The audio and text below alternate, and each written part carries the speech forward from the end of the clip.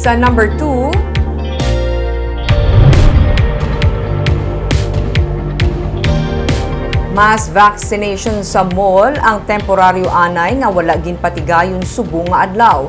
Iniaguto maplastar ang proseso sa pagbakuna kasunod sa pagdagsa sa mga luyag magpabakuna. Ang detalye sa report ni Martigo.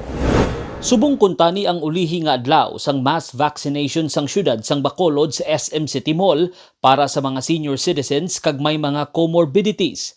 Pero temporaryo ini nga ginpostpone sang syudad bangod humalin sang nagsugod ang ila pagpamakuna sang Lunes, wala nila ginpaabot ang tuman nga pagdagsa sang mga pumuluyo nga luyag magpabakuna.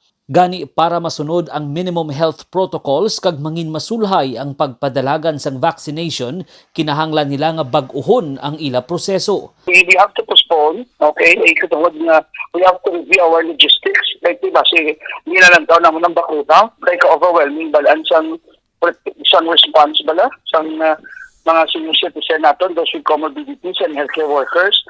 So that's why we have to regroup and also address our processes and systems sa aton ng vaccination.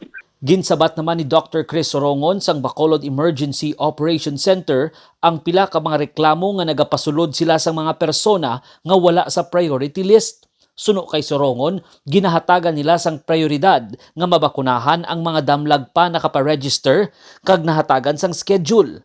Ang mga walk-ins ang ginabutang nila sa quick substitution list para sarang sila mabakunahan kung mayara sang hindi makaabot nga yara sa priority list.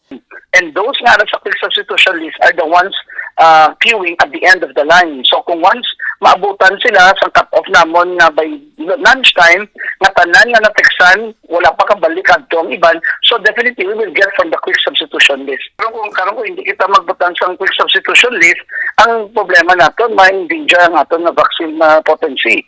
And we have to maintain the cold chain. Mahimo nga padayunon ang mass vaccination sa SM City sa madason nga semana. Naginyo naman sang duga nga bakuna si Bacolod Mayor Evelio Leonardia sa kay National Task Force for COVID-19 Chief Implementer Secretary Carlito Galvez Jr. sa tunga sang pagsaka sa mga kaso sa syudad sang nagligad nga bulan. Martigo para sa Digicast Negros.